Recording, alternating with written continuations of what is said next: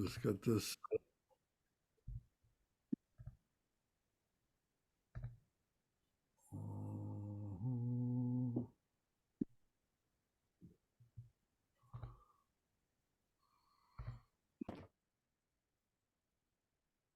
All right. Well, thank you all very much for coming. Thank everybody on YouTube for joining us. And I hope everybody is ready for Christmas, getting ready for the holidays and so on, and going to enjoy themselves, stay safe, and whatever you do. So we should begin by doing our opening prayers. So if you don't mind this evening, I'll do them. So if everybody has their 101 book to follow along and recite uh, along with me, although your microphone might be muted, but with conviction, with devotion, recite these from your heart. So first is the altruistic motivation. All mother sentient beings, especially those enemies who hate me, obstructors who harm me, and those who create obstacles on my path to liberation and omniscience. May they experience happiness, be separated from suffering, and swiftly I will establish them in the state of unsurpassed, perfect, complete, and precious Buddhahood. All mother sentient beings, especially those enemies who hate me, obstructors who harm me, and those who create obstacles on my path to liberation and omniscience. May they experience happiness, be separated from suffering, and swiftly I will establish them in the state of unsurpassed, perfect, complete, and precious Buddhahood. Dagla dangwa je pe dra no pa je pe ge. Harpa dang tam shaken pe bar du jo pa je pa tam shaki so je pe. Manang ka dam yang de sem chen tam she de wa dang den. Dug now dang drel no du la na me pa yang dag pa zog pe shang zhu brin po she to pa sha. Thus, until I achieve enlightenment, I perform virtuous deeds with body, speech, and mind. Until death, I perform virtuous deeds with body, speech, and mind. From now until this time tomorrow, I follow, excuse me, from now until this time tomorrow, I perform virtuous deeds with body, speech, and mind. Deshe du sang ma ge gi bar du lu na gi sam ge wa la ko. Ma she bar du lu na gi sam ge wa la ko. Ma there de ring ne song te ni ma sang ta sam gi bar du lu na gi sam ge wa la ko. Excuse me, I was distracted for a moment and I lost my place. Matt, you can take down that panel, please. Long refuge prayer. We take refuge in the kind root Lama and lineage Lamas. We take refuge in the deities of the mandalas of the Yidams.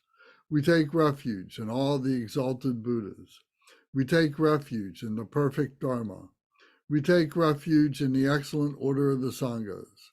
We take refuge in all the noble Dakas, Dakinis, and Dharma guardians, possessors of the eye of wisdom. We take refuge in the kind root Lama and lineage Lamas.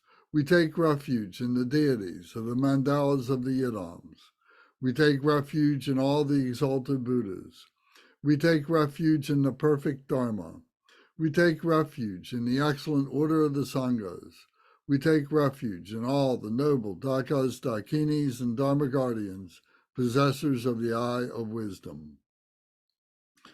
Dren san sa wa danger pa je pe pal dan la ma dam pa nam la kyab su chi o. Yedam kil gorgi la sok nam la kab suchi o. Sange chom dende nam la kab suchi o. Dampe cho nam la kab suchi o.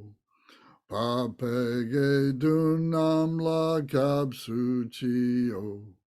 Pavo kadro cho kyong song me song yeshe gi chang dang demba nam la kab suchi o. Until I attain the heart of enlightenment, I take refuge in all the Buddhas. I take refuge in the Dharma, and likewise in the assembly of the Bodhisattvas. As the previous Buddhas embraced the enlightened mind and progressed on the Bodhisattva's path, I too, for the benefit of all sentient beings, give birth to bodhicitta and apply myself to accomplish the stages of the path. Until I attain the heart of enlightenment, I take refuge in all the Buddhas. I take refuge in the Dharma, and likewise in the assembly of the Bodhisattvas. As the previous Buddhas embraced the enlightened mind and progressed on the Bodhisattva's path, I too, for the benefit of all sentient beings, give birth to bodhicitta and apply myself to accomplish the stages of the path. Shangju Ningpo Chiki Ba Sangye Namla Kapsu Chi Chodang Shangshub Sampayi Soklang Deshin Kapsu Chi Jeta Nongi Deshegi Shangshub Tugni Ke Padam Shangshub Sampe La Pala De Dagrim Shin E Pata De Shin Drola Pandandu Shangshub Samni Ke Gishin De Shin Du Ni La Pala Rimpa Shin Du La Pa Ji O. In the Buddha, the Dharma, and the Sangha most excellent, I take refuge until enlightenment is reached. By the merit of generosity and other good deeds, may I attain Buddhahood for the sake of all sentient beings. In the Buddha, the Dharma, and the Sangha most excellent, I take refuge until enlightenment is reached. By the merit of generosity and other good deeds, may I attain Buddhahood for the sake of all sentient beings. Sangye Chodang Soki Chodam La Shangshu Bardu Dagni Kapsu Chi Dagi Jinso Ki Pe Sonam Gi Drola Penshir Sangye Jupasho. May all mother sentient beings, boundless as the sky, have happiness and the causes of happiness. May they be liberated from suffering and the causes of suffering. May they never be separated from the happiness that is free from sorrow. May they rest in equanimity, free from attachment and aversion. May all mother sentient beings, boundless as the sky, have happiness and the causes of happiness. May they be liberated from suffering and the causes of suffering. May they never be separated from the happiness that is free from sorrow. May they rest in equanimity, free from attachment and aversion. Manam kadam yam pesam centam she dewa dang dewe gurdang dembar jorchi. Dug now dang da now gi gudang drawar jorchi. Dug now me pe dewa dang mi drawar jorchi. Nay ring jag dang ni dang drawe Tang Namla Nepa Georgie.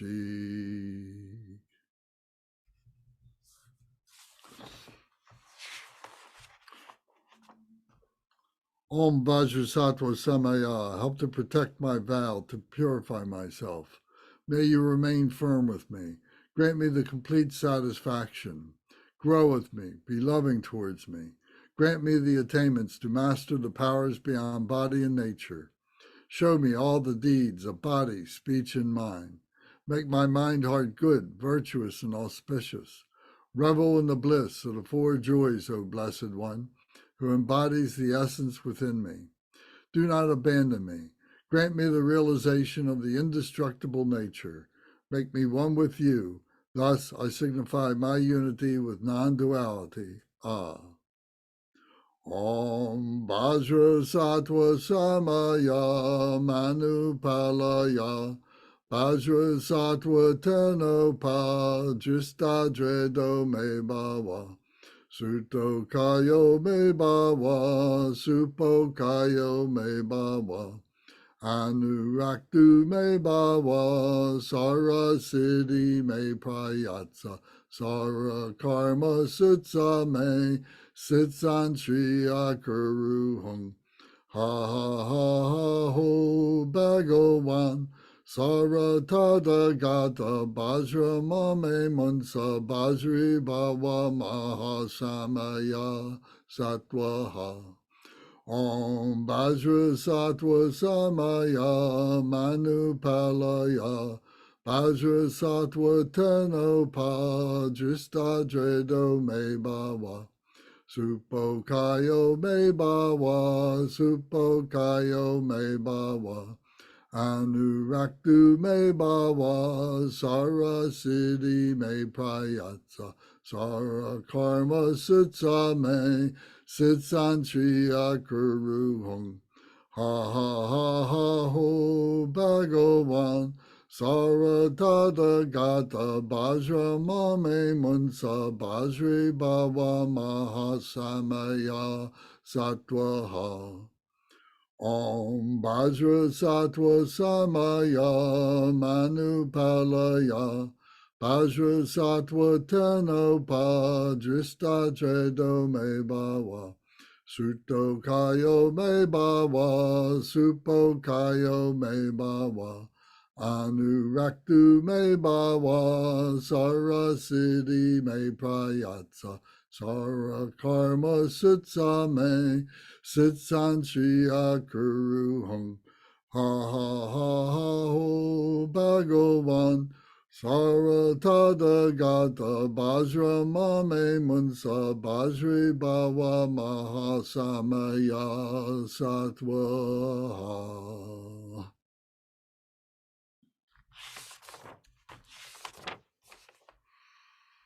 Likewise be extinguished. Extinguish all enemies to my purpose. Whatever evil forces are in me, be defeated. Do this so that when I am victorious, all pure radiance melts into me, completely purified. Take all this knowledge, food, and drink peacefully, enjoy it, and be satisfied, so that all obstacles may be destroyed. Be liberated from all obstacles, all general obstacles. Maras are defeated by this gesture of the Buddha. For reciting this mantra, may all the Maras be purified. As a result, may all the Maras be defeated. Very good. Thank you all very much.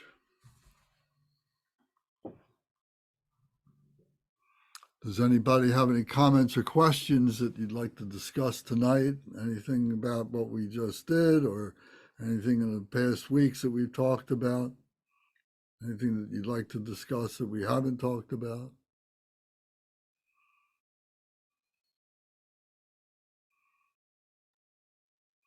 Okay.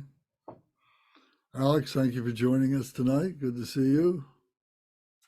My pleasure. Can you hear me well? Yes, good. Okay, Yeah. good. Yeah. Sorry, I had a bit trouble with Zoom, but glad to be here. Okay, very good. No problem.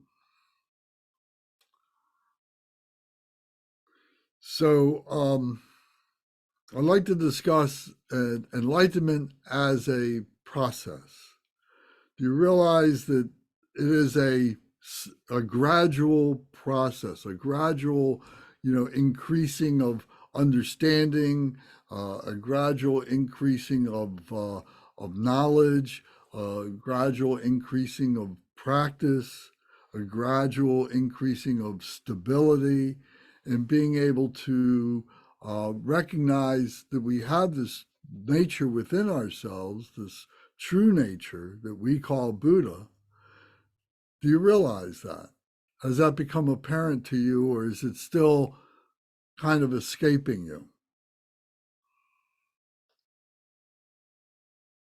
I think it was instantly visible, in my case at least. How's that? I think from my first exposure to these thoughts and to Buddhism, and then particularly, you know, something interesting happens to me each time we do these prayers, and I realize that they are about the benefit of all sentient beings. It's it it's it opens me. I don't know another way to say it. It's like I'm not here for myself. Whatever benefits I might find, I'm not here for myself. It's very interesting and very profound. Very good. Thank you. Does anybody else have a comment about that?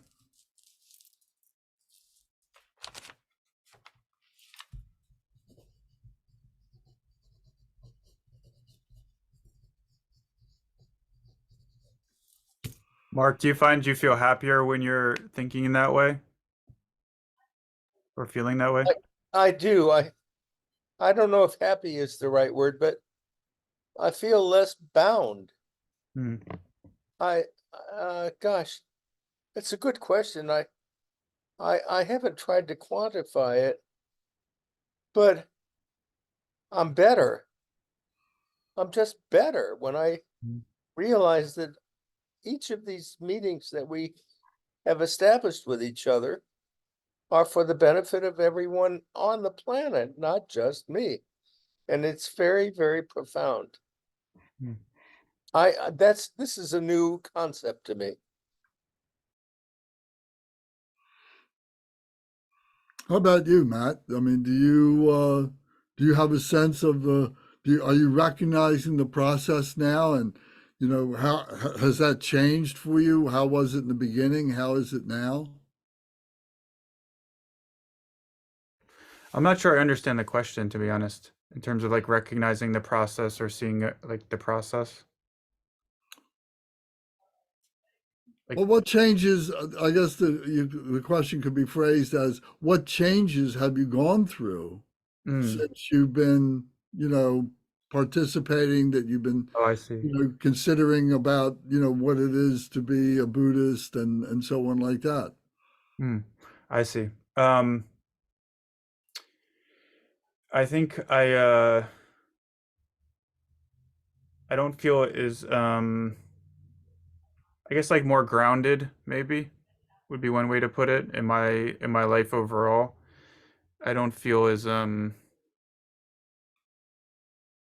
don't know, or as anxious or chaotic in my life. I feel like I can touch something that is gives my life meaning in the uh, not through necessarily just like a sense of belief, but more meaning in the sense of what Mark was talking about. That I can have meaning through I don't know, caring about other people, being there for other people, and that, and definitely through this process of doing this and doing this with everyone, my practice has definitely become much more consistent and stronger and meaningful to me. So you just said the word process. So you realize that it has been a process of doing something, then building on that, and then doing something else, and then building on that and doing something else. Yeah, that's how it unfolds for me. Yeah, as a process in that way, and definitely takes a lot of repetition, for sure, for me, for things to start to sink in and have more of like a visceral impact in my life. Okay. Would anybody else like to comment on that? Brendan, what do you think about that? My brother was telling me a story about a barber that he went to in Falls Church, Virginia, a long time ago. And they were talking about Washington Redskins football. That's what they called the team back then, a while back. And the guy was in his late 50s, and he said, you know what? At some point, you just don't care that much. Just not that important to you. And that's kind of been my journey, is shedding things like professional sports, um, uh, a fascination with my career and where I want my career to be, and all this disappointment over things that didn't work out in the past, all these ego-driven pursuits that they've just kind of started to go by the wayside. And then when I began studying Buddhism, it's like the light bulb went off. It's like, okay, this is why that stuff's not important, and this is what is important. And so for me, it's been the Buddha's teachings on the ego and non-self, and just his life story, I think has made more sense out of, I look back 10 years, why was I worried about some of this nonsense? What a waste of time. So that's the best way I can explain it. Okay, very good. Thank you. Zara, how about you? Are you you kind of blurred out there, but I think you're there.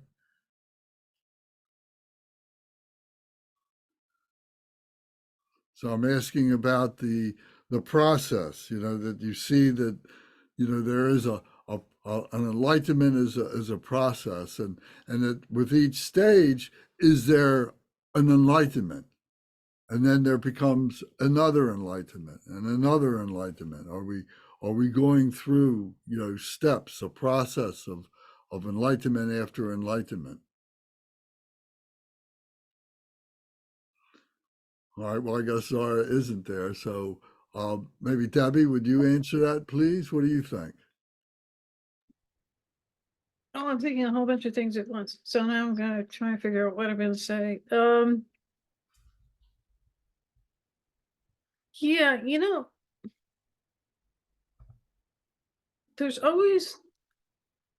there was, when I started and I was just learning, I like being small. And what I mean by that is I'm a scientist. So I studied physics and I studied anthropology. And one of the best things about science is the more you understand about reality, the smaller you become, right? Because your understanding of how vast things are and how complicated, you always have that feeling of smallness. And Buddhism is that very large, right? Because we look at the physical universe to learn about everything. And then the spiritual side of reality, I don't see a distinction between science and spirituality or religion at all. Literally don't see. It's all continuum for me. So Buddhism was the perfect, I am so tiny, but I am so loved by the Sangha and the Tathagatas. It has been a real process. I don't feel I'm very egotistical, and I guess a lot of people don't. But there were still all these little things that happen to knock off the rough edges. There's always residual egotism, and so sometimes the growth isn't what I expected it to be. And the funny thing about Buddhism is when you go through something that's like an obstruction or a challenge or something like that, intellectually, exactly what's happening, but you still feel resentful, and you still have to work at that that resentfulness. So yeah, it's very much a process.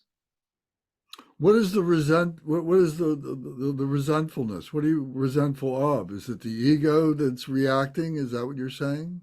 Anger is a good one, emotions, because we're in a body. our body, interacts with others, let's just say, and you get angry before you even know it, because you literally do. The part of your brain, the amygdala, that creates anger, which is like a fear response to a threat. It is so deep in our evolution that we don't have control over it. The number of nerves that go from your eyes to your amygdala is really short. I don't know, it's like 9 or something like that. So that's why we feel overwhelmed, because the thinking part of our brain, it takes a while for these things to hit the thinking part of your brain.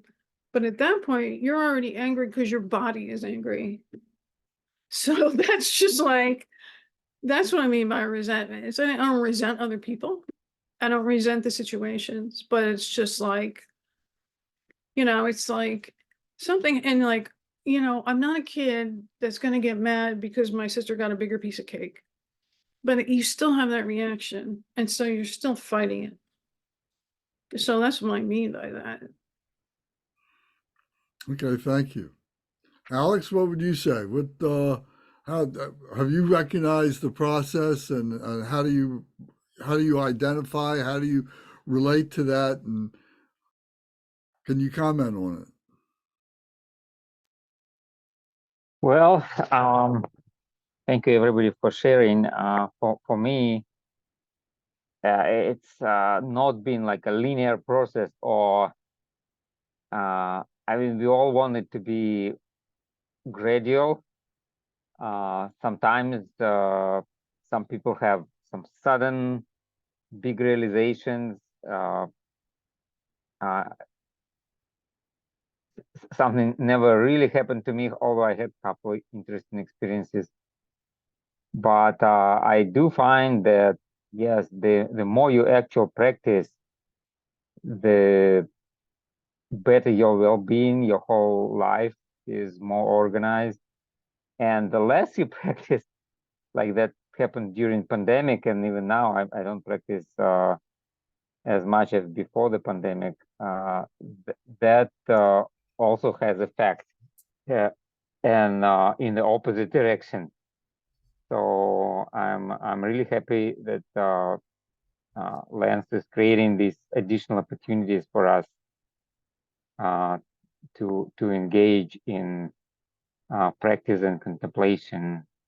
So and especially like these dialogues also great for me. Well, thank you. Yeah, but having this kind of reinforcement on a regular basis really like does remind you what's really important and what is just kind of distraction, or maybe not distraction, but kind of illusion that people, we're constantly creating ourselves just because we constantly hear of other people's successes, um, or bads, so things that happen elsewhere affects you, but then you realize, hey, but I'm here, there is things I can do. Why don't I just focus on that? And that's what also our practice helping me to like reinforce and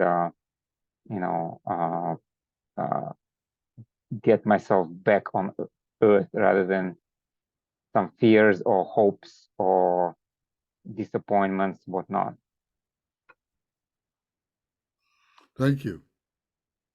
So Zara, we've been talking about process, and you and I have talked about this a number of times, and both in group and both in our conversations together and so on. So I know you're very well aware of that. And the question for you I would ask is, do you see this as there is like this inner being that maybe you've been looking for, that has a name or some kind of a, whether we call it Buddha or we call it Bodhisattva? Buddha would be, the realization, the total realization, and the Bodhisattva would be the realization of being on the path. So what do you think about that? I'm definitely Bodhisattva. I'm not Buddha. Every day I get up and I, do my meditation and prayers, and I throughout the day say, remember you're a spiritual warrior. Like throughout the day. So I just use an English phrasing of it when I have opportunity to engage in what Sky just said is those negative emotions, because people provide that context, that relational frame to get amped up and get into your limbic system where you are angry biologically because of any type of perceived threat, whether it's a supervisor yelling at you or a car accident at all, it's all biologically the same. I keep saying, remember you're a spiritual warrior. And that helps kind of get into my critical thinking brain and then get into my heart mind. Like kind of you have to go through the loop. You have to feel it biologically, but getting into your here and then back here becomes quicker. Like you have to go through the process of dealing with the emotion, thinking about it, getting back here is now like, instead of it being weeks or ruminating on something for a week, it's like maybe 10 minutes, right? I get through that loop way faster now. So I think if becoming Buddha means you're never in the loop, you're just always there. So I'm still in the loop and I recognize it, Lance, if that's helpful. Like I recognize my afflictive emotion cycles. I recognize the latency to return back to my heart mind has gone from something that would have been, I'll give you an example. I was dealing with some crap last night with a parent for like winter camp that I'm doing for kids. Very antagonistic text message on a Sunday night. And I wanted to go off on her.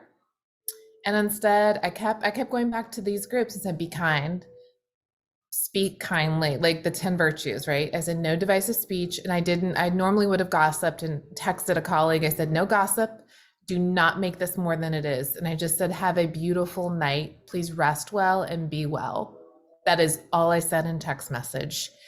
That would have not happened years ago. I would have gone back and forth all night and the ego would have, and it would have been painful.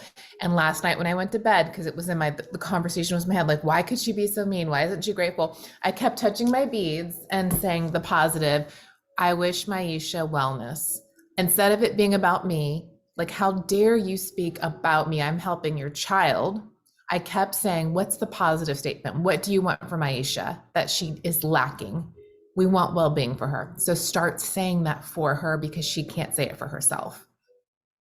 I woke up in such a peaceful way. It was beautiful. I could have never done that years ago. Now I can recognize what the person is missing and start saying in my head a mantra for them, like, I want this for you. I want this for you. That would have not even happened a year ago. That happened last night. And then this morning, it was beautiful. I have so much peace. It was beautiful. I had a beautiful morning. If I had gone into this conflict with her, it would have been bothering me all day. I didn't even think about it. I just was like, I like, it was a beautiful neutrality. Beautiful neutrality. I know I'm giving you an example, but this is now how I live, is like, I'm experiencing it. I'm like, oh, that's it. It's practical. So if we can identify, we have this ego, and each of us has a name, Lance and Matt and Debbie and so on. We each have this ego, this identity that we associate with. Is there this deeper inner identity or self or whatever you want to call it that we're beginning to recognize more and more, that's beginning to come up and be more a part of our lives and just flows out of ourselves very naturally? Matt, how do you relate to that? And does that have a place in in your work, in the psychology that you talk with other people? Can you talk about that a little bit? Yeah, it's definitely something I've noticed more within myself, or getting more in touch with, and the more I get out of my own way, the more it's for me the experience is typically less of trying to generate it, and maybe this is what you're pointing to, it being like maybe some of these bodhicitta qualities, something like that. That for me, it's almost always more of like a getting out of the way of it.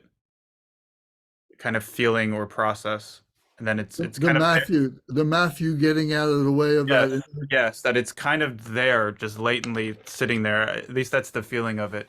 So I think yeah, that's happening more and more, just and seeing too more clearly the suffering that I have caused people over the years, in a way where I no longer when seeing that, I no longer, like in the past, like, many years back, particularly with like the depression and stuff, I don't go to this kind of self-pity. I don't go to this beating myself up.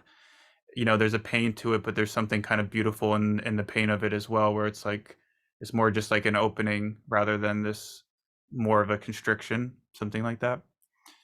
And I've been trying to bring my practice more into, because my work is so set up for me to bring my practice into the work, and like I'm sitting there talking with people all day who are suffering and trying to help them, and realized how I don't use it as part of my practice as much as I could be or should be. So I've been trying to think about doing that, and praying for my clients and patients and people I see, and bringing it into my experience with them. So with your body of knowledge that pertains to the psychology work that you do, they don't talk about this as we're talking about it? I not typically would be framed in this type of way that we're talking about it. Do you think there's room for it? Yeah, I do. I mean, I think,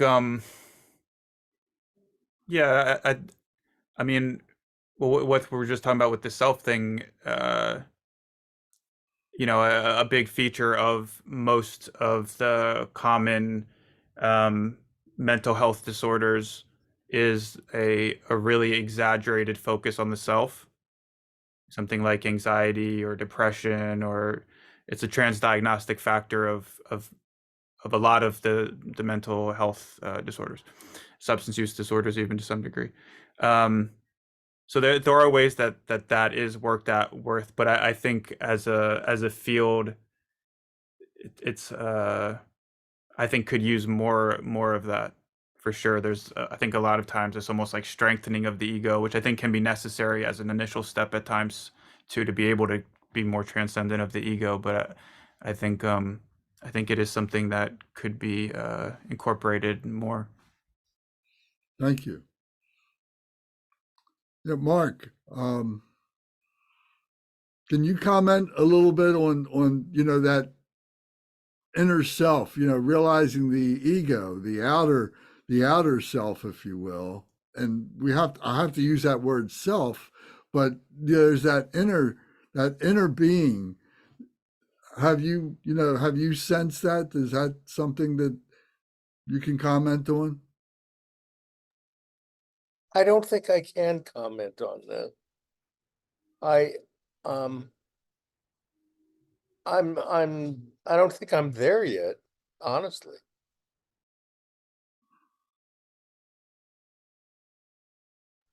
I feel the conversation for this moment is a little esoteric for me. Let's put it that way. Okay. I'm here, but I'm not tracking very well, I think. Well, I think that, what you said before speaks to that, but you're not, at this point in your, understanding this process and everything, you're not able to relate it into, this question of that there is a something within ourselves, or maybe you do, but you're just reluctant to want to bring that out. Honestly, you and I could talk about this perhaps, locally, but at this minute, I mean, everybody seems so much more profound in their understanding of these questions, and I feel very much not lost, but I'm just not really there, so to speak, in a way. Okay, thank you. Mark, I think what you mean is you're not there experientially. I think conceptually you are. That's probably what you mean. And that Thank just you. comes, yeah, that just comes day after day. Like Lance always says, glimpse after glimpse. It's seconds, milliseconds, and then it's like longer and longer, and all of a sudden you're Buddha. And so many lifetimes. um, Lance, I want to comment on what you're asking the group. Has anyone ever had the experience where you go to bed and you're able to not set your alarm? You're able to say, okay, like Matt or Mark or Debbie or, Alex or Brendan, you're like, okay, I'm going to wake up at 5 o'clock next morning, right? And you're able to not set your alarm and then you just wake up at that time. Has anyone had that experience? I'm just curious. Not Yeah. lately, not lately. Okay. Doesn't So always worked, but yes, I've been able to do that. I'm able to tell myself, hey, Zara, you're going to wake up tomorrow at 5 a.m. Like, it's almost like I'm talking to another part of myself and like, I just wake up. My point in answering the call or trying to give that as more tangible of an example is like, you should talk to yourself, and getting into your higher being requires self-talk. Like I talk to myself all the time. Hey there, how are you? I do. I talk to myself. I'm like, how are we doing? And then that's a tangible process to get, I think what at the question Lance asking, there's that fourth dimension of us, like the inner part of us. You speak to her, they, him, whatever pronoun you want to use. For me, it's her, and I talk to her all the time. I'm like, how are we doing in there? Like today, I was like, that's your ego. Like I like she's there, and I talk to her all the time. I tell her like, we gotta wake up, wake me up. Spirit, wake me up. She wakes me up. I don't need that alarm clock. And I don't know if that's getting into Lance what you're talking about, but in a tangible way, that's how I feel that presence. Okay. Brendan, how about you? I've taken some notes because I think I gave your first question some short shrift. Can you repeat the question one more time, Lance? I want to make sure I answer the question that's being asked. The one that we're talking about right now? Yeah, right now. Is recognizing that there is there's a inner being, if you will, within yourself. That you're being able to see that it's not the identity of Brendan or Lance that we're relating to, but there's something else that's deeper inside of us. And when we get, like Matt said, we get out of its way, then all of a sudden it starts speaking. Yeah, I think so. I was told about 9 or 10 years ago by a Roman Catholic priest that I have no peace. I have no peace. And he was right. I had no peace. I was angry and, reacted poorly to things. But, today it was interesting. And I really had a sense, Lance, of what you're talking about, because I was at work. My daughters were upstairs and they were having a little bit of an argument about, who was going to spend time with mom. A long story. My wife just sends me a message, help. And so I went upstairs and, when I was able to with my work and just very calmly, listen to what was going on. And I thought, I'm going to let go of the outcome here. I can't guarantee the outcome, but I can guarantee how I behave and how I respond to the situation. And I listened and I came up with an idea and they were like, yeah, that'll work. We can do that. Okay. Problem solved and everybody was happy. And it didn't have to go down that way, but it did. So, but I think the sense of inner calm that I felt in trying to resolve this and trying to be a resource for my wife and my kids made me feel very much that way and even confident going into that situation where I wouldn't have been a while back. And I'm glad it worked out because it didn't have to work out that way. So it was that inner being of that was speaking that was able to do that. Yeah, it was all about just a lot of listening and a lot of calmness, and then very calmly saying, "Hey, have you thought about this?" Right. You remember when the year when each of you did something with Dad separately? Well, maybe we could establish time like that, but this isn't going to be one of them. This is going to be all of us. So yes. I think it's interesting because you bring up a good point, and I want to come back to everybody commenting on this, but I just want to throw in my 2 cents here real quick, and that is sometimes like my wife, needs something to be done. She wants something to be done. So instead of, just tweaking me and yelling or getting upset or nagging or something like that, instead of just simply, like you just said, hey, I need help, and just stopping right there.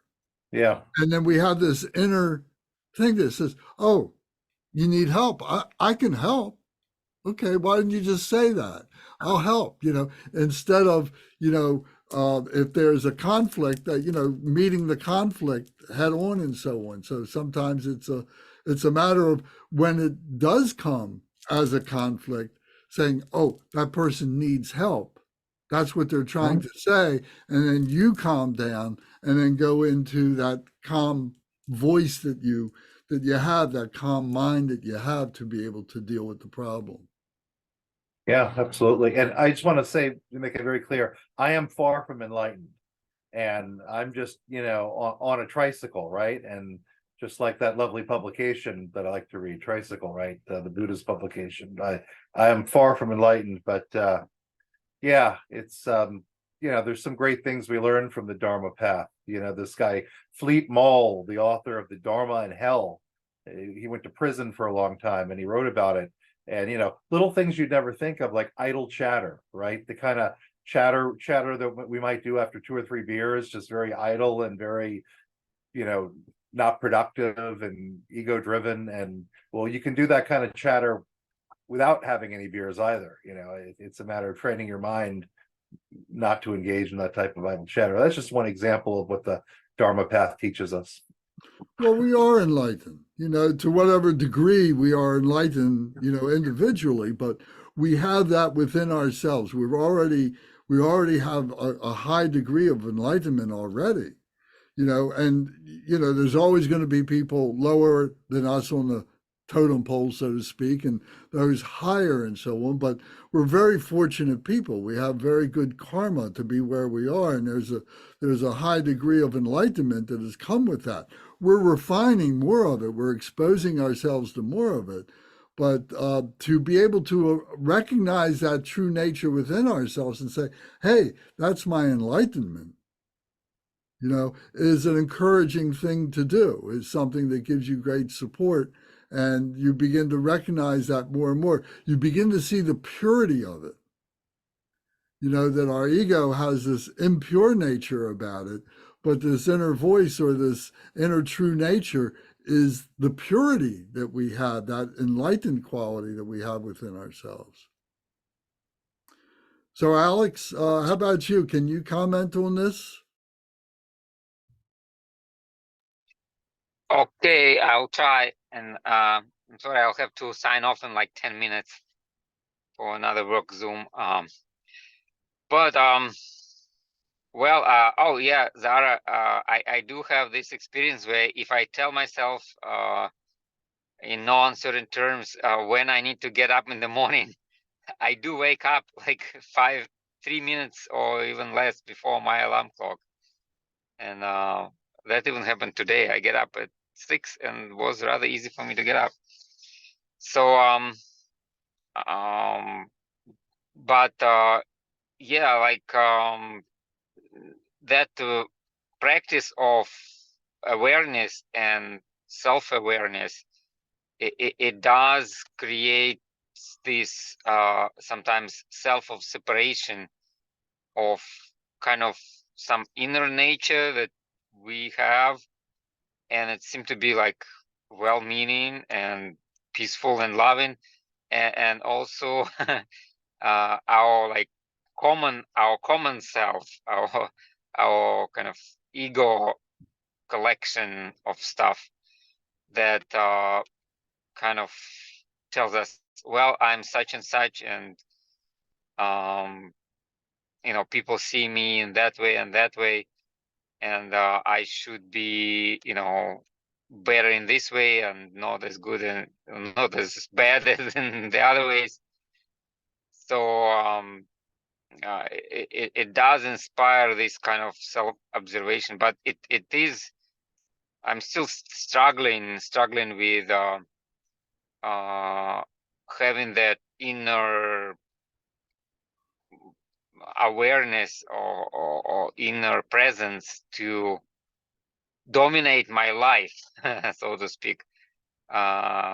You know, I'm kind of jumping between the two because sometimes like my inner voice tells me exactly what needs to be done, you know, but my ego is telling me, oh no, maybe that's too much. Okay, or maybe that's not really necessary, or that's looks outrageous. But in the end, it turns out to be that inner voice was right. So yeah, it is a learning process to trust this voice or this inner awareness of things. Trust more than like your own common wisdom, I would say, or logic, or you know, or what other people telling you how it should be done. So that's my sense on that. Thank you. Thanks. So maybe there's like a common sense, you know, sometimes, you know, when we get right down to it, sometimes it's our common sense. It really is what wins the day. You know, but we fight it. We fight the common sense. We want to complicate it. Would you call that your your gut instinct, or do you mean that as a completely separate term when you say common sense? It could be, you know, you'd have to qualify that. You can't, I don't think I could make a general statement and say, yes, it's always going to be that in every single case, you know, because sometimes it's going to be your ego, that your survival instinct that's going to stand up and seem like it's common sense, you know, but really the true nature is something much more subtle than that. And if we can get to that and make that our common sense, that's what I think we're trying to do. Debbie, would you like to comment? Sure. One thing is, you know, it's funny actually, because I usually don't show this is a completely like tangential thing, but my altar, I'm when I'm on Zoom and other things, I don't, you know, I don't want people, it's not that I don't want them to see my altar, but I don't want them to see my altar because it's just regular. I work for the government. So it's just like a form of intimacy almost. This is an anti-Chinese altar. So you know, one of the interesting things about lunar Buddhism is that, and this is definitely true in the Kagyu lineage, because we're all about practice, is that your teachers will tell you something over and over again, and depending on, like, you hear it and you're like, oh yeah, that makes sense, you write it down several times, and then suddenly you're like, oh my god, you're just saying it. And one of the things they're always saying is that the heart center is where the mind is, and that's really powerful if you're from the West, because we think with our brains. And so hearing that over and over and over again, I'm like, oh my God, you're right. Because and also when we do POA and we do various types of meditation, you're moving energy from your heart center, right? When we die, that's where our mind is, and it has to go up the central channel and out through the crown chakra. So it's very important in life that we be aware of this. And finally, I'm like, you know what? You're right. That's what you're saying. And, you know, when you do lots of different types of meditation, you take your focus and you move it through this channel, or also moving it, you know, when you're doing very common meditation to, you know, relax you. You know, you start with head and then you work, you know, down to the arms and then you work down to the toes. And if my mind is here and my brain is here, this is what I need to be leading with. And this is where I need to have my focus. And so I concentrate my energy here. And at one point it was pretty small and now it's huge. I've actually, through wonderful instruction and just being our wonderful Sangha, I've been able to take that energy where I can feel it constantly. And the reason why that's also important is because my mind is your mind, is everybody else's mind, because we are all the Dharmakaya.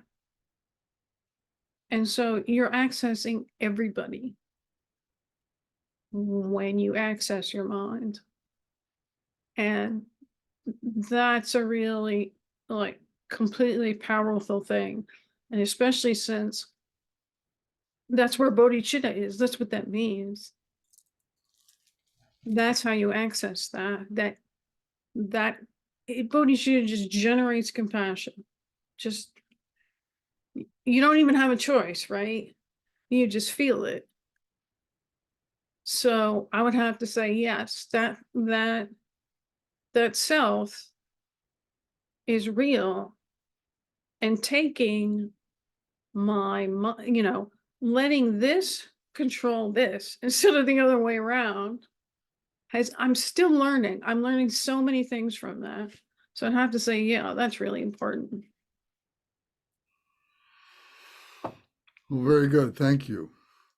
So if we've been following a progression, if we've been following this process to get to have this conversation tonight and so on, and we all admit that, you know, we've got a level, but there's so much more that we'd like to do.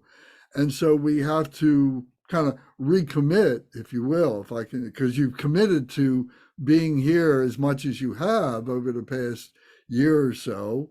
And so it's gotten us to this point.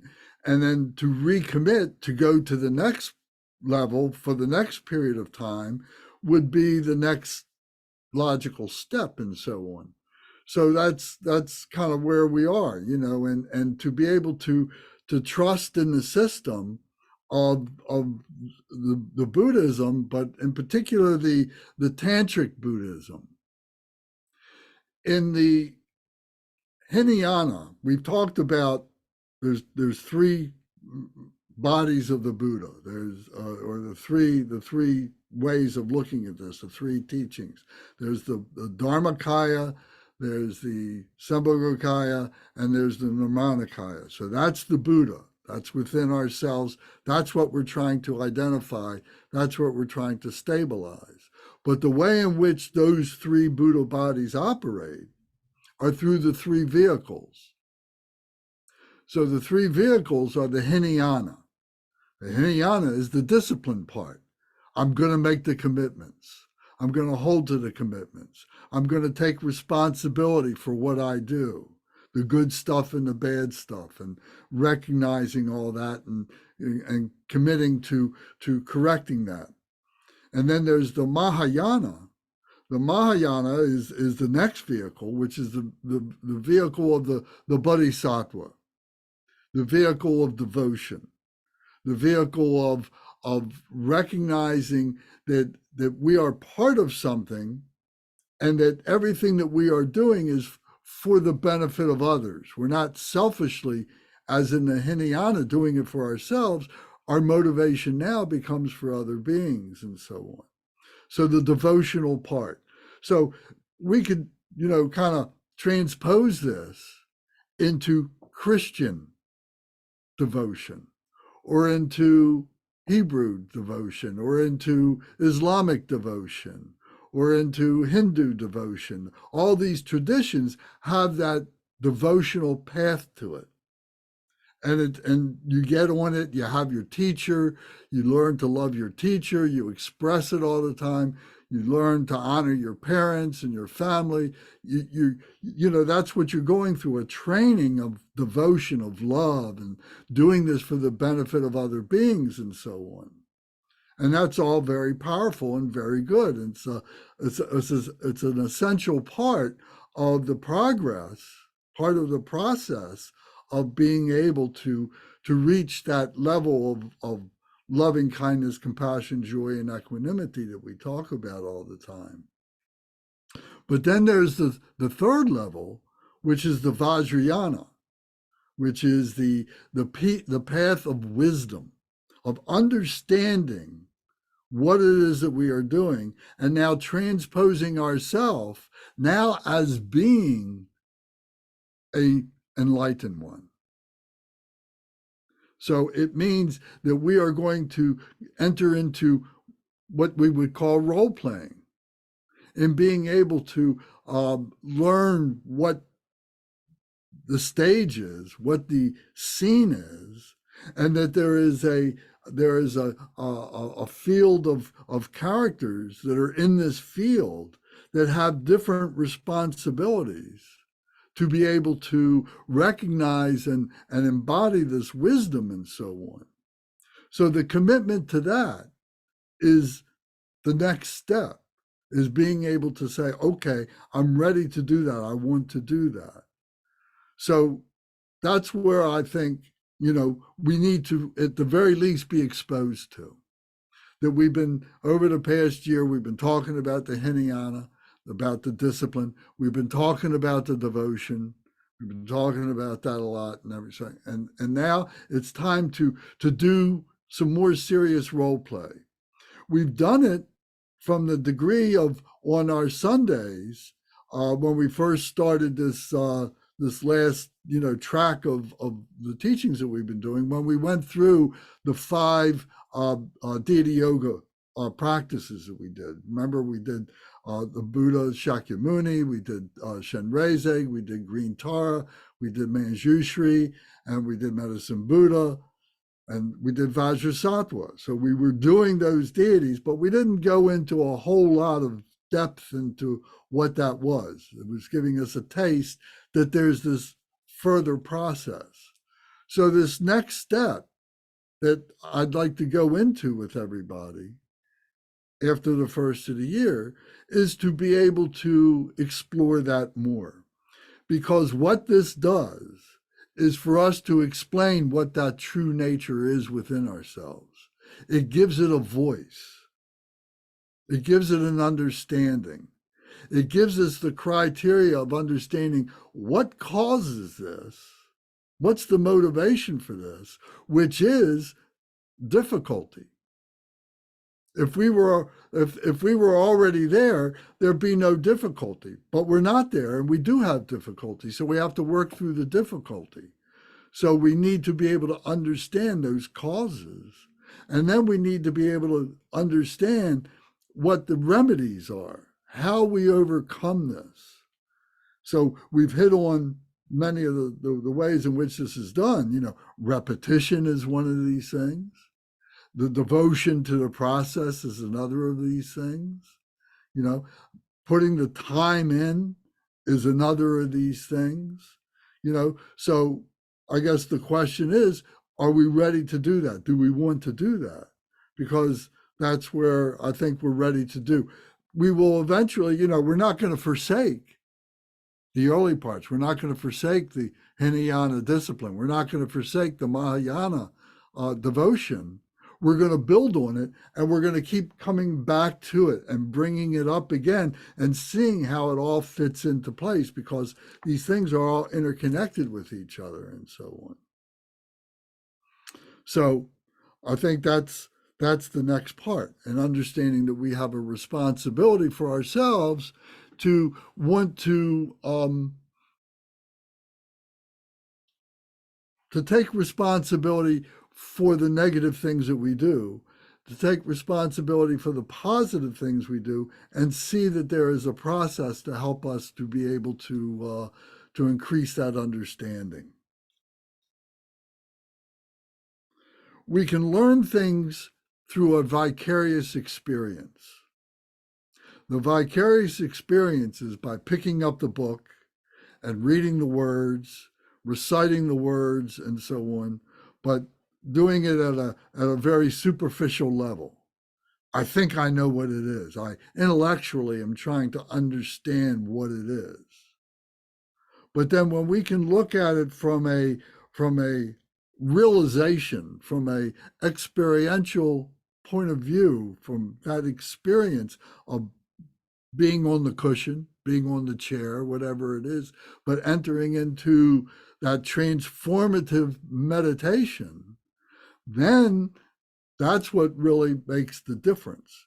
Because then we take that experience in and we make it part of who Lance is, or we make it part of who Debbie is, or we make it part of who Zara is, and who part of Matthew is, and so on, like that. It becomes part of who we are. We become the embodiment of it. And our ego kind of, it softens. Our ego softens by that, because this pure nature, you see, becomes greater than the ego. And we see that the ego is nothing more than a device for our survival in this temporary, crazy world and so on.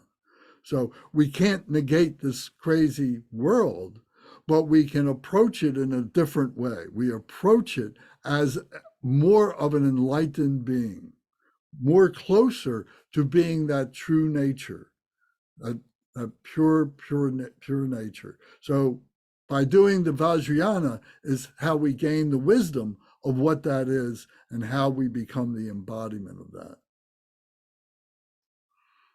Debbie, what do you think about that? I wholeheartedly agree. I think you've said it very, very succinctly. And yeah, it is, yeah, we're not, I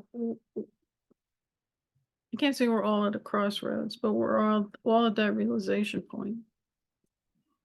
We're all at that realization point. And, the world's in a crazy place. It's important that we do what we're doing. It's important that we connect. It's important that we learn. And it's important that we care.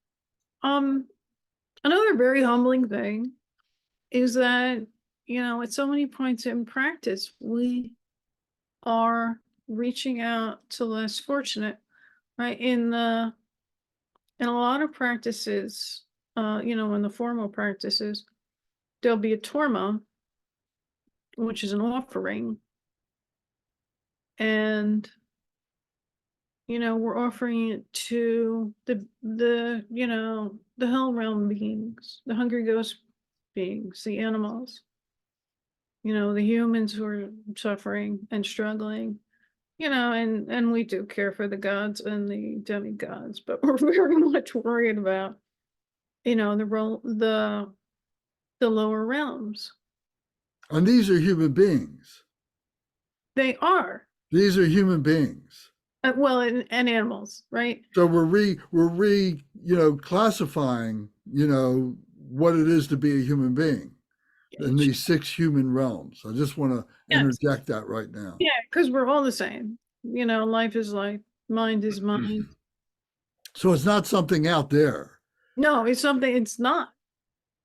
And then to sort of demonstrate this, right, we do that. And then the torma will be taken outside and we give to the birds and the insects so that they could eat it.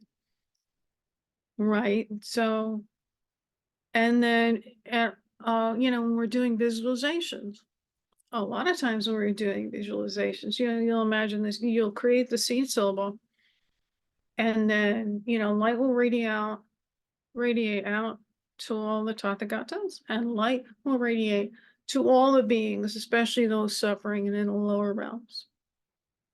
We integrate it into everything. So. Thank you. Matt, what do you think about this?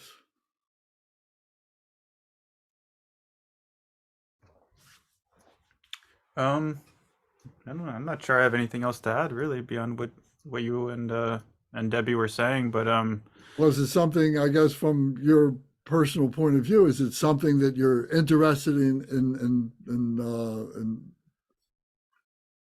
learning about, engaging in? yeah, no, definitely for sure, and that's where my head's been at for a little while, and been trying to incorporate more and kind of practice and get some feel for some of the Deity yoga sadhanas and trying to learn more about the Deity yoga specifically. And I've been doing some of the green Tara practice that you had taught, when I can, try and do it a few times a week at least. So yeah, no, I'm on board all the way. Very good, thank you. Brendan, how about you? So I've been thinking a bit about a question, and this is going to sound not good. So I don't mean it to sound not good. I mean this to be a positive question. In my mother's birthplace of Ireland, we have mythology, right? We've got the little people and Tuatha Dé Danann and Finn McCool and all these mythological people, entities. And what I was trying to get my mind around is how are the various bodhisattvas of Tibetan Buddhism, the ones that we've been focusing on Sunday Morning Lance, how are they different? And that's a terrible question to ask, and I don't mean it to be disrespectful. But Good question. but I- I'll go ahead. I have an answer too, but I'd love to hear yours, Debbie. It's not a definitive answer, but spirits. You want to hear, like, Kempo will talk, fortunately he will, we'll talk about it a lot. There are spirits that inhere in places. There are other things, the Nagas are another set of spirits, but spirits, right? So, when I was out in New Mexico, I guess, hanging out with Navajos, there's these 4 sacred mountains, which, yeah, they are sacred mountains, but spirits will attach themselves to area, right? The hidden people in Iceland. This is something that's universal, right? All cultures, wherever they are, have these local, let's just say spirits, right? You'll see this everywhere. See it on every continent. And like ancient Egypt, all those gods, if you look at the history, those were all the gods were local spirits. And then when things moved around and you incorporated more territory, you end up with a whole bunch of gods who are essentially local spirits. So yeah, that's fine. There's not, but yeah, bodhisattvas and Buddhas are something else. The beings that, whether you believe them or not, the beings that live in here, inhabit places in the world. Yeah, Buddhism has a place for that. They also, Buddha did not reject, Brahma, Vishnu, Shiva. He did not reject the Indian gods either. So there is no contradiction there. Thank you. I appreciate that explanation. Well, if I can say something about it, and that is everything that we imagine, everything that we think about, everything that we take in are mental appearances. And one of the things that we're trying not to do is to take responsibility. And human beings manifested these spirits in their minds from this point of view.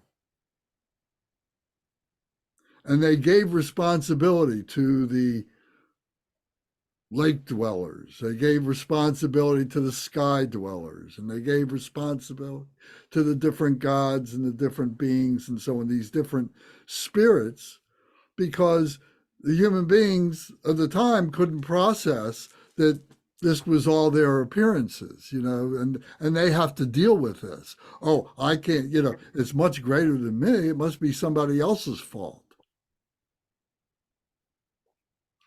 So from my point of view, I take responsibility for everything that comes into my mind. And if I can clear away all those mind thoughts, all those things that I'm creating, I'm left with just the true nature that is beyond our comprehension. Are these spirits part of that? Are they part of that which is beyond our comprehension? Are they more evolved than we are? Maybe they are, maybe they aren't. But I take it from the point of view that we're creating all this and that we need to be able to learn to take responsibility for things on our own. So Thank you. the Bodhisattvas, you see, are human beings. And Buddhas are human beings. The Bodhisattvas are human beings who are purified at certain levels, but when they totally become purified and become something of pure spirit, then that's Buddha. That's what we call Buddha. And we have that nature within ourselves. And the point is to be able to have that experience of recognizing that, that we do through our meditation, to have that transcendent experience where we're transcending our ordinary human mind into that Buddha mind, that Buddha nature that is within ourselves and so on. So all the other things are just steps along the way. They're just figments of our imagination that, just as we're a figment of our imagination. Who created Lance? Lance created Lance. I gave myself this gift of life and I got this set of circumstances and now I got to work with it. And you have yours and he has his and she has hers and all this kind of stuff. So the Bodhisattvas are real in the sense that they are human beings who are on the path. We are aspiring to be Bodhisattvas, to be on the path, to ultimately to be able to liberate ourselves from all these attachments and all these aversions. I'm the one who's responsible. What do you think of that? I think that no matter what I think of these different various Northern European mythologies, and quite honestly, I think very little of them, the Buddha,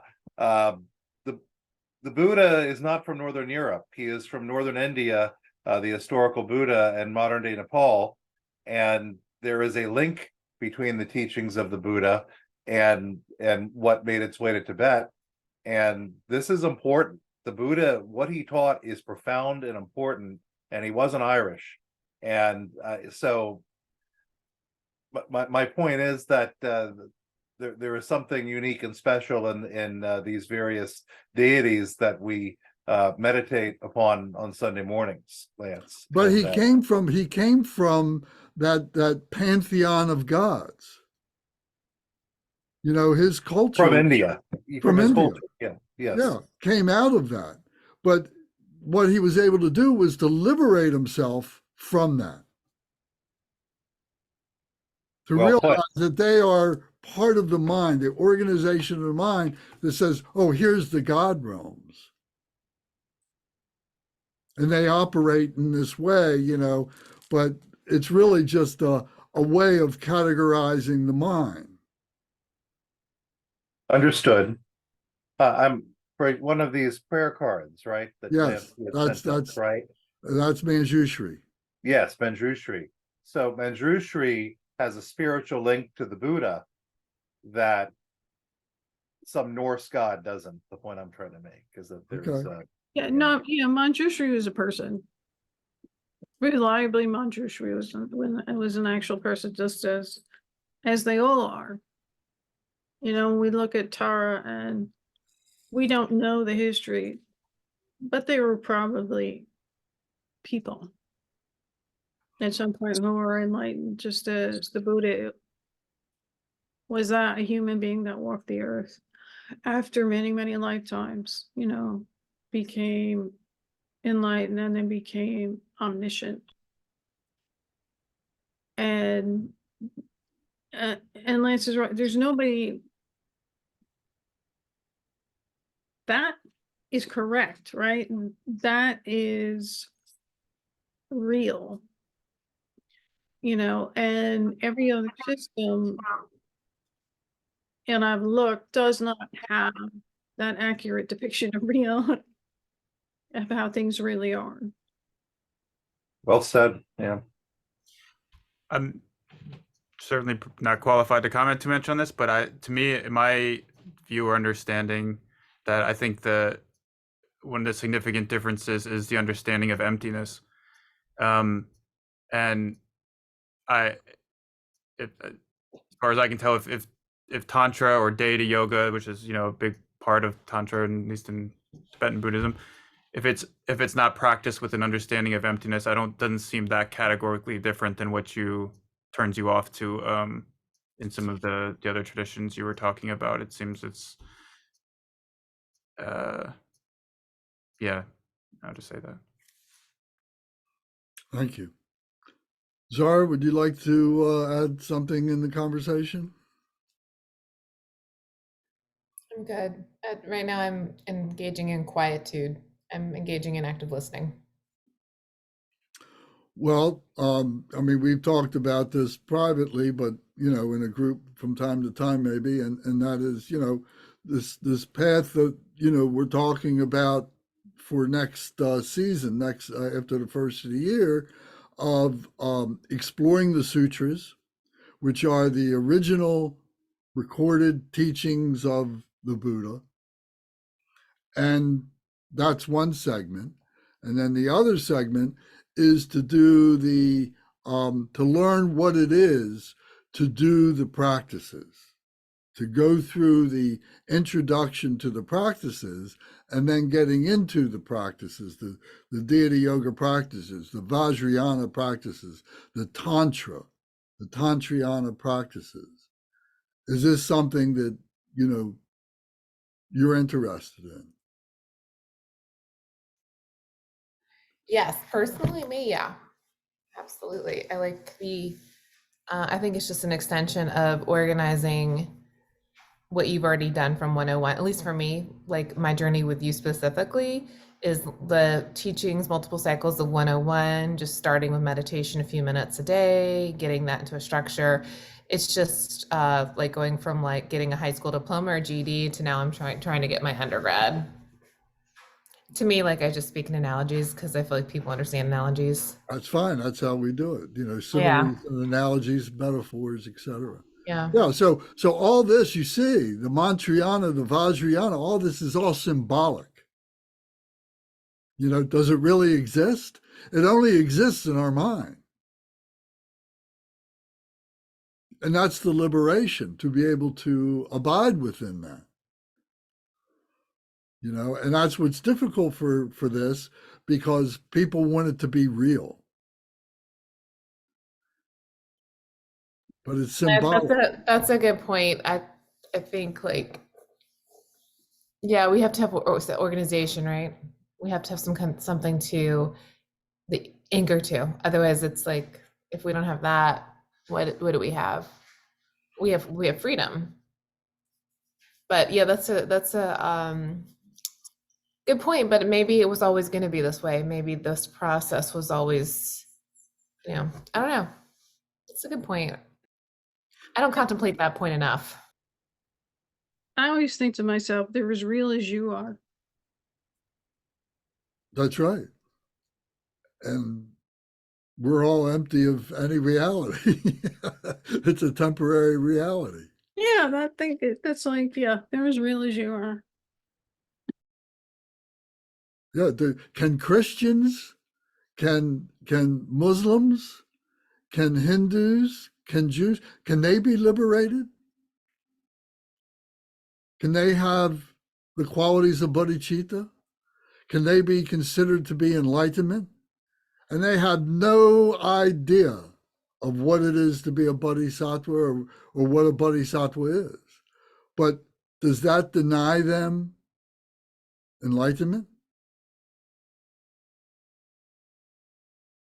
Is this an exclusive path? No, I don't think they're denied, but they won't get there. Well, why? Then that's denial, isn't it?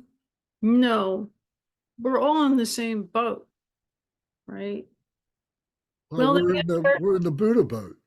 Yeah, well, we have the Buddha, the Dharma, and the Sangha. Yeah.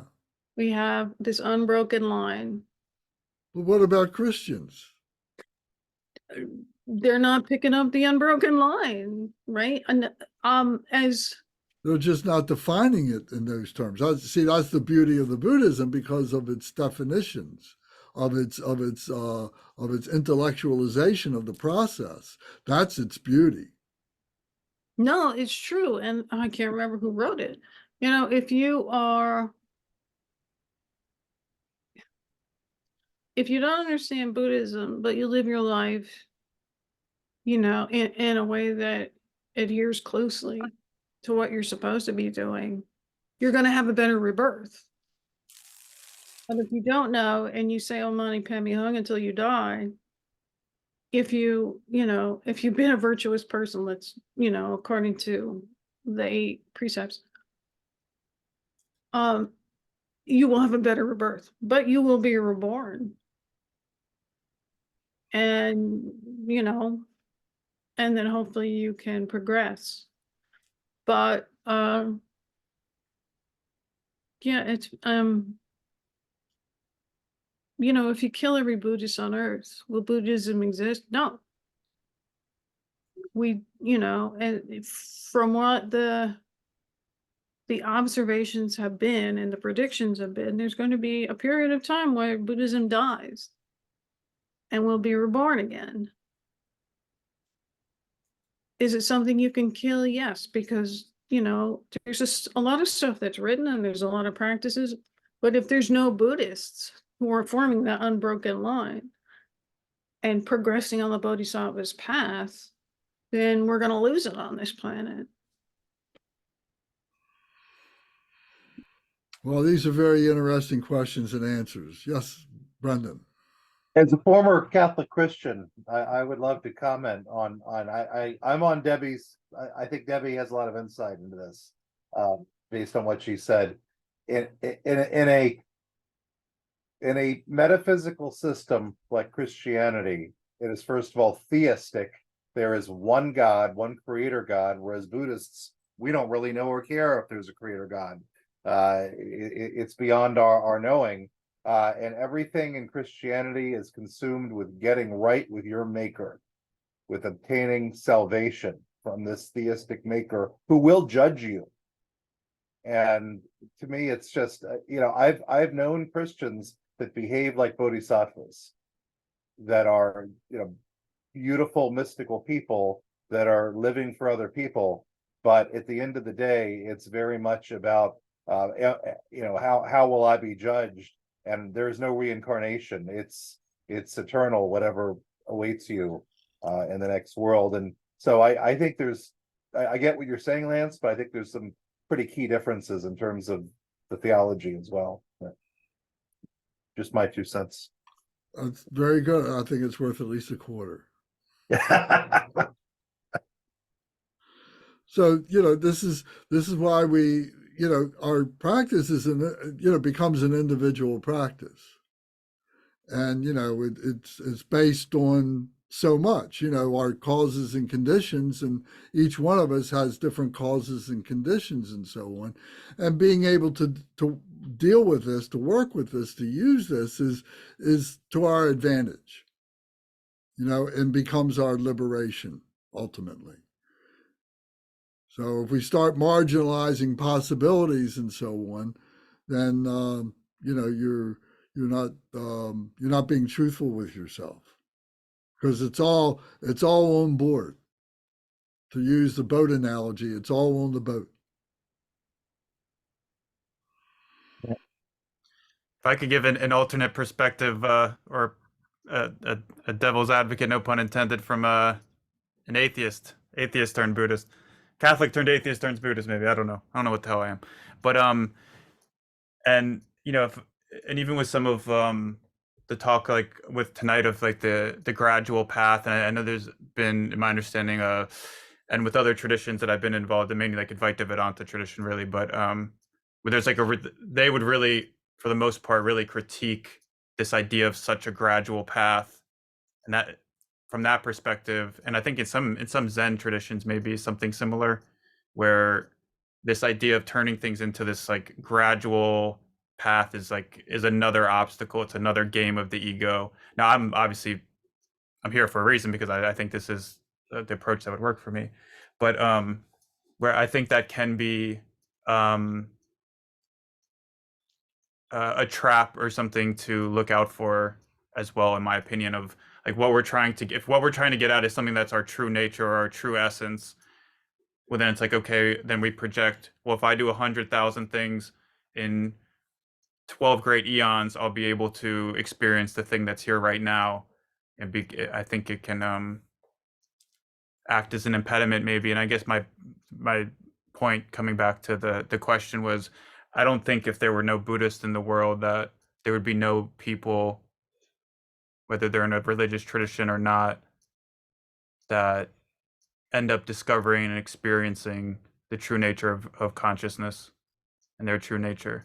I think the Buddhist path is for me, it's the most profound, most direct, most helpful version. That's why I'm putting all my chips in this side of the table. But I don't personally believe, contrary to, I don't know what the tradition would teach or not, that Buddhism has a monopoly on truth or access to the ultimate truth of consciousness, of the nature of awareness.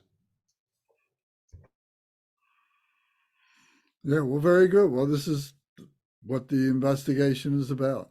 This is what the process is, and to intellectualize it over and over again, has an inborn fault to it, because it's within our minds, our human mind. And so to become transcendent of the human mind is what the meditation is, and to have that experience of being beyond that human mind.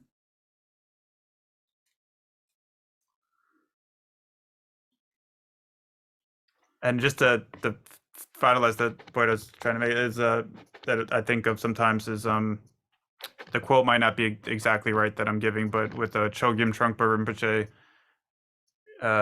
it might have been in his book Spiritual Materialism or something else. It said that enlightenment will be like the greatest disappointment, because the ego who thinks it's going to get enlightened is never going to get enlightened. Yeah. Yeah. Yeah, well, Ken Wilber said we're already enlightened. We just don't recognize it, but living an enlightened life is what's difficult. Amen. Debbie, I really appreciate all your comments and contributions. Thank you. Oh, no problem. I like being, I like this. I like being challenged. No, this is good. This is good, because You're all making me think. Yeah, it's just, go ahead. No, I'm sorry. Go ahead. I was gonna say, it's just been me, a lot of these things have just been rattling around in my head. And so, this is great. You had no idea you had so many gemstones to share out with us, did you? No, but it's been a while. I've been out there since 2001, I guess. And when I left New Mexico in 2000, I was practicing, and I don't tell people about this. I was practicing Navajo religion. Practicing what? Navajo religion. What's that? How do you spell it? Navajo, Navajo Indian. How do you spell it? Navajo. Oh, Navajo. Yes. Oh, excuse me. Navajo. Okay. Yeah. That's fine. Yeah. So, yeah. And I had been doing that for, I don't know, close to 10 years. And then, Taoism and Buddhism have always been on my radar, but it really wasn't until a group of Tibetan refugees moved to New Mexico, which they love because it's the mountain, was I really exposed to this. And so this has been great. And I really enjoyed talking with you all.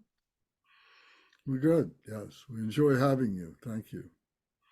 No, this I is agree good. with This what is Zara great. said. Debbie, I really appreciate your insights.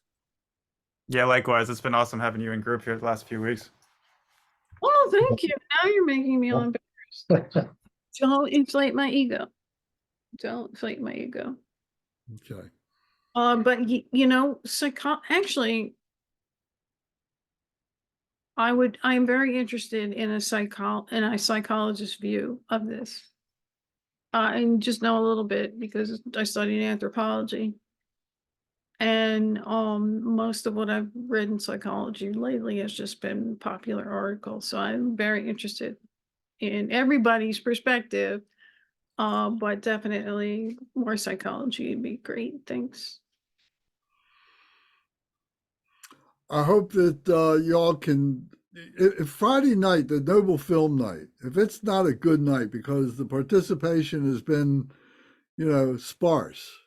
It's been, people have been coming, have been very interested and so on, but it's really great. And the next round of films coming up are going to be very, very good. And I just want to encourage everybody to partake of them.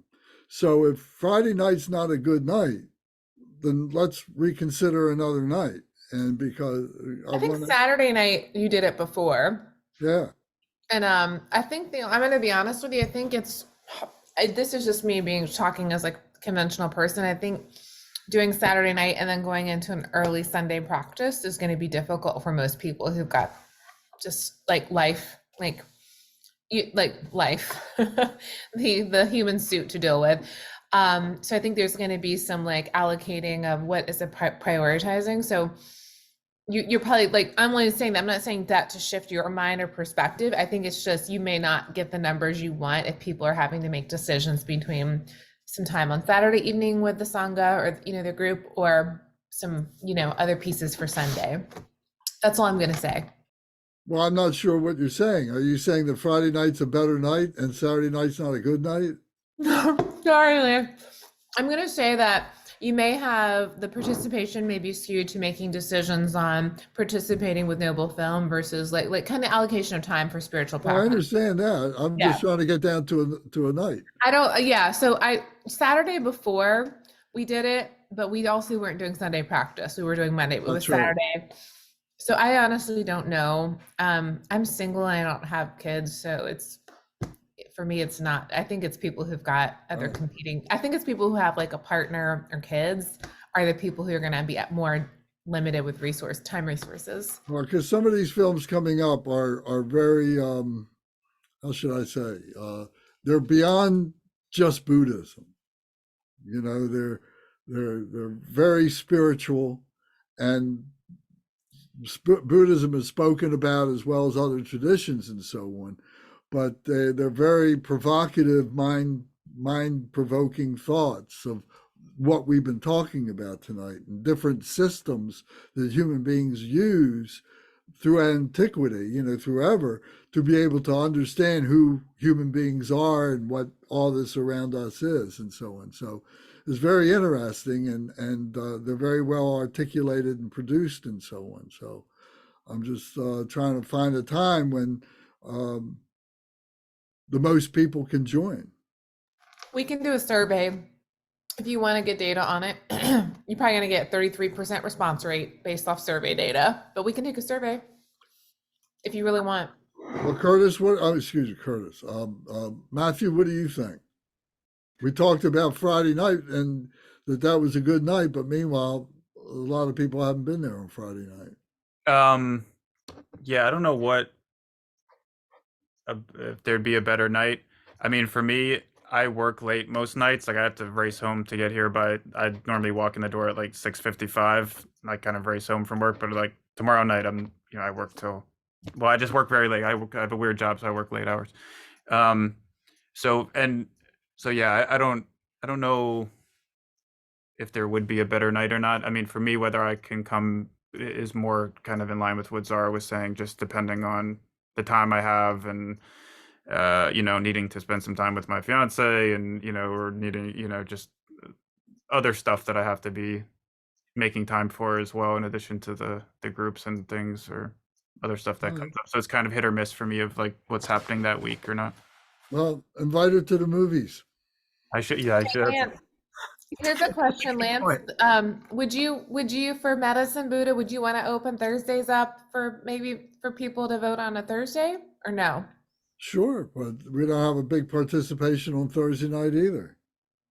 Yeah. So This is Sam. The Hi, one- Sam.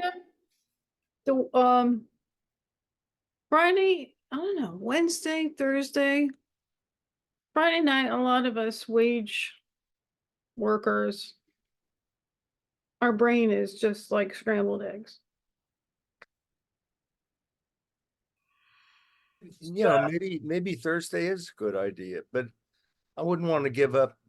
I mean, I know I've missed several sessions on Thursdays as well as others, but because of this illness with COVID and having no energy whatsoever.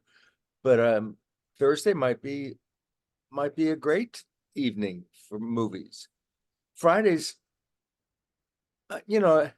Fridays have been hard for me, and I couldn't even tell you why, but I think I'm still in the saddle on a Thursday. Brendan?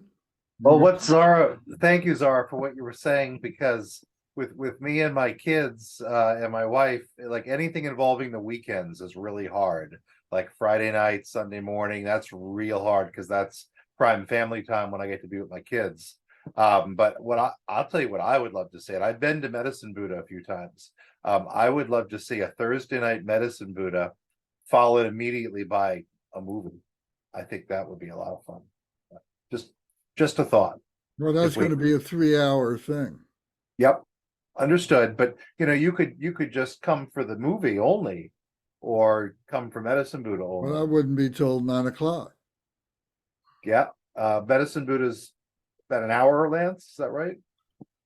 I think at least, yeah. Usually we do an hour and a half or something like that. But to do it properly, right. you're just going to race through it. You could do it in a half hour, but to me, there's no benefit to that. I wouldn't want to give up the Medicine Buddha at all. Well, we can move it. That's fine. There's another solution to this, and that is we can put it up on like a private YouTube access. YouTube has an open part of the channel that everybody can see anytime. You can make a private one. It's very difficult to get to and set up, but they have one that's called unlisted. And the unlisted one is easier to get to, easier to set up. And all we got to do is send out the link to people, and they can see the film at their own leisure, when it's convenient for them. So I'm trying to make the point again that these films are really important and really good, and will give you clarity that you're not going to get in these other conversations we have. So I'm trying to open up another door for you and find a way that we can make it available to you. That's an interesting idea. We could maybe even do it like that, as almost like a book club kind of thing. It'd be work for better for people to see it on their own time, and then we could find a time to discuss it maybe, or something. Could be an option too. I don't know. We have to find a time to do that. So maybe we're right back where we started, but I don't know. Good idea, though. What doing the unlisted part of the channel? Yeah. And then being able to discuss it when we've all seen it. Yeah. Well, we can try that. I'm up for that. We could do it. What we could do is continue to do it on Friday night. Keep the Thursday night Medicine Buddha. Do it on Friday night for those people that can be present, but at the same time record it and put it on the unlisted channel, part of the channel. See, part of the thing are the copyrights, because we don't want to get slammed with copyright infringement. That's another issue. We don't charge any money, but some people are very fussy about these kinds of things, so we have to be sensitive to that as well. So it wouldn't, because it's unlisted, it would not appear on our channel subscription list. It wouldn't be on the playlists. Is it possible to delete it maybe a couple of weeks afterward? Yeah, I for sure. suppose. I don't Yeah. know. I haven't looked at that. Maybe. Yeah, we could. Yeah, you could delete it at any time. Yeah. So we Is- could say it's got a 2-week lifetime or something like that, and then it's going to go away. Yeah, we So could you- put the link in the WhatsApp or something if you wanted to do it unlisted. Yeah.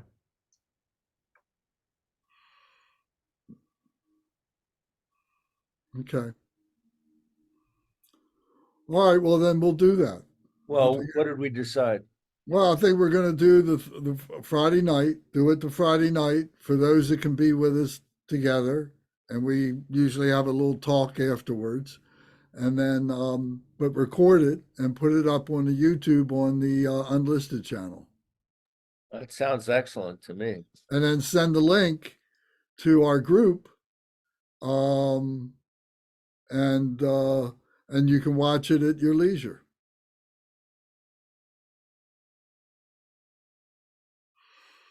Okay. I'm with you. All right. Good. All right, because these have been great. Those of you that have been there, I mean, you've seen some really good films, haven't you? Just this past month and 6 weeks or so that we've been doing this. I'm just really excited about all the Milarepa opportunities I'm going to get. So Well, I'm that's really coming. digging Milarepa.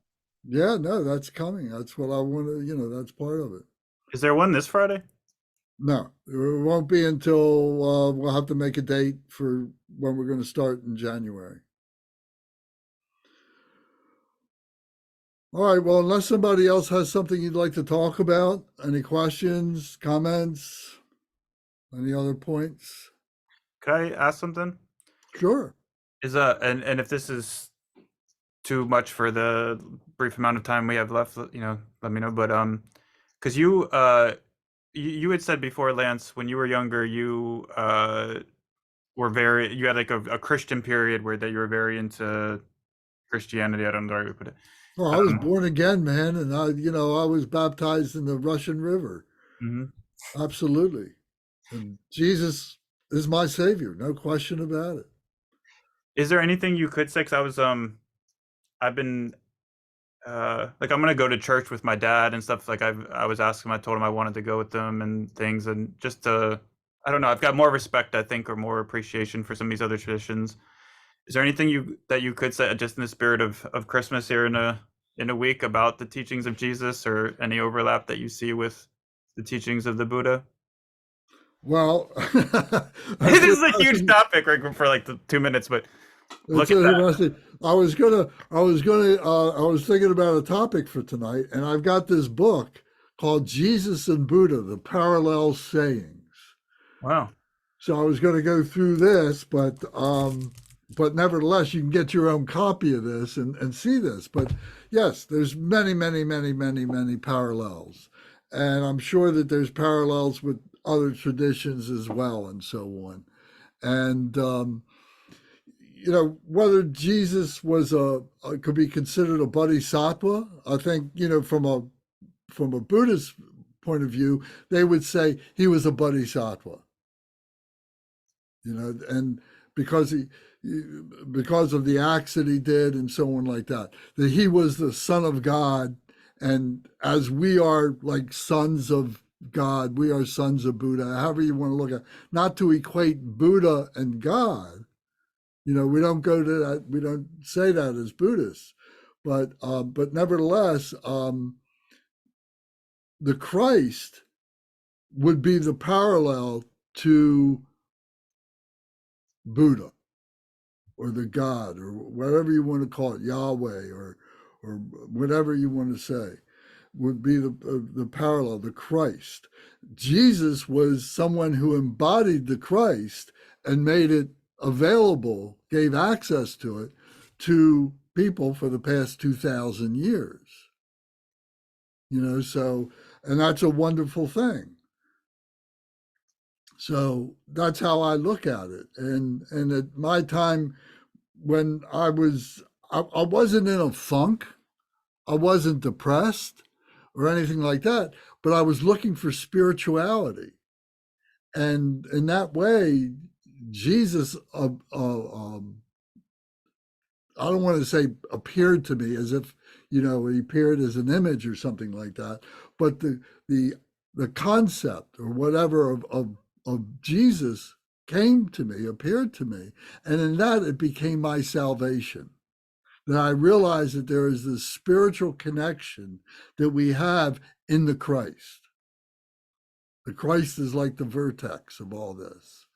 So that was my experience. And then I never lost it. It's great. I'm a Christian. I'm a Jew. I'm a Hindu. I'm all these things. I'm a spiritualist. Is the way I look at it. So that's the best I can say about it. If you want direct quote references, you can look for this book. It's the introduction was written by Jack Kornfield, and the author of the book, it's edited by Marcus Borg. So he's a Christian scholar. So each 2 pages, on one page is what Jesus said, and the other page is what Buddha said. And then in the table of contents, it's all organized by compassion. There's a chapter on compassion, a chapter on wisdom, a chapter on materialism. Sound familiar? A chapter on inner life, a chapter on temptation. So it's very provocative. And I read this over the course of a couple of years, repeated it, and it's great. I don't retain quotes very well, so I'm not that, but a lot of people do that. But I have the connection point that it's the same. Cool, thanks. All right. Well, I'm sorry I talk so long about these things, but anybody else have a comment or question? There is evidence that Jesus might have been exposed to Buddhism in Egypt as a boy. Oh, absolutely. That he may have been a form of a Buddhist monk. And if you read the Sermon on the Mount, it reads a lot like Buddhism. Oh, yeah. But it's Buddhism applied to a very Jewish view of God in a monotheistic way and a creator. So that there's interesting synergy there too. Yeah, absolutely. Last week we talked about Lao Tse, remember, and the Tao Te Ching, and who lived 100 years before the Buddha, and the parallels that were there, so yeah. In those days, 2,700 years ago, 2,000 years ago, the heroes were these spiritualists that everybody knew. Now the heroes are sports figures and politicians.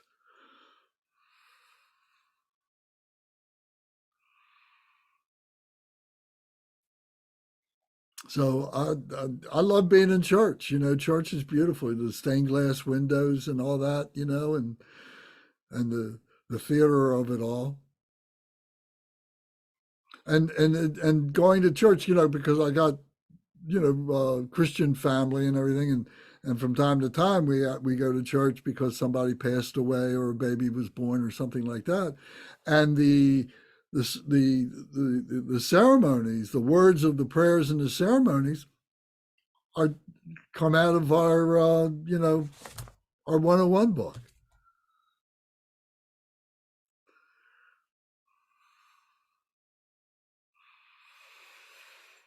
All right.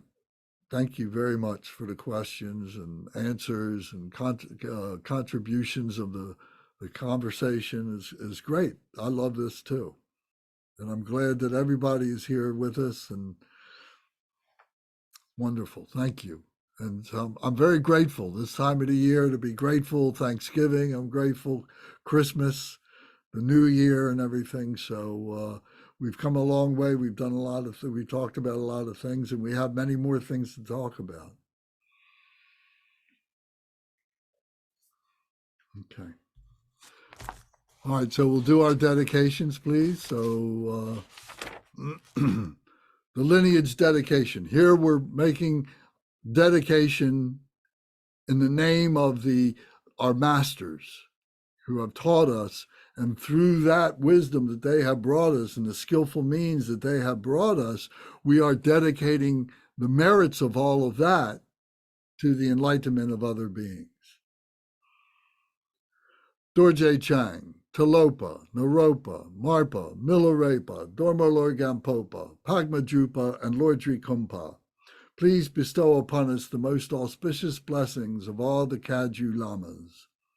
By this virtue, may I achieve the all-knowing state, and may all who travel on the waves of birth, old age, sickness, and death cross the ocean of samsara by defeating all enemies, confusion, the cause of suffering. Bodhicitta, the excellent and precious mind, where it is unborn, may it arise. Where it is born, may it not decrease, but ever increase higher and higher. I pray that the Lama may have good health. I pray that the Lama may have long life. I pray that your Dharma activities spread far and wide. I pray that I never be separated from you. As Manjushri, the warrior, realized the ultimate state, and as did Samantabhadra, I will follow in their path and fully dedicate all merit for all sentient beings.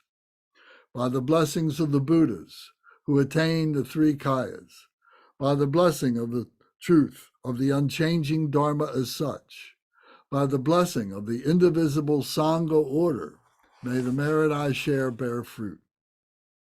By the virtues collected in the three times, by myself and all beings in samsara and nirvana, and by the innate word of virtue, may I and all sentient beings quickly attain unsurpassed, perfect, complete, and precious enlightenment. May the teachings of the great Trikampa Ratna Shri and all the other great masters, who are omniscient, lords of the Dharma, masters of interdependence, continue and increase through study, practice, contemplation, and meditation until the end of samsara.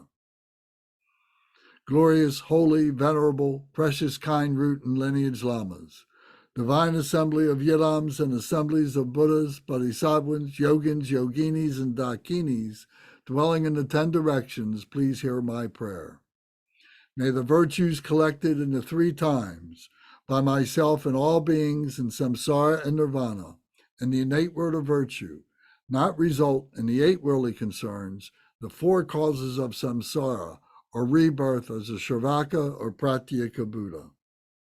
May all mother sentient beings, especially those enemies who hate me and mine, obstructors who harm, misleading Mars, and the hordes of demons, experience happiness, be separated from suffering, and swiftly attain unsurpassed, perfect, complete, and precious Buddhahood.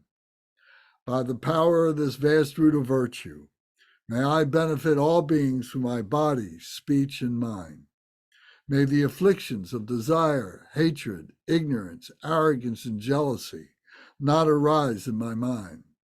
May attachment to fame, reputation, wealth, honor, and concern for this life not arise for even a moment.